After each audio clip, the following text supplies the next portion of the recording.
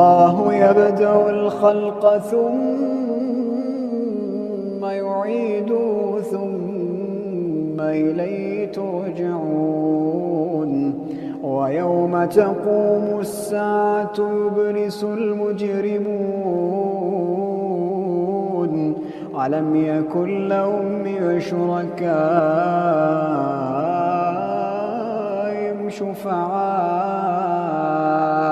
وكانوا بشركائهم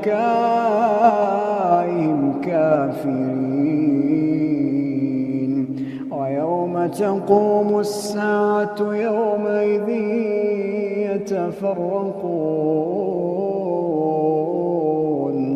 فأما الذين آمنوا وعملوا الصالحات فهم في روضة يحبرون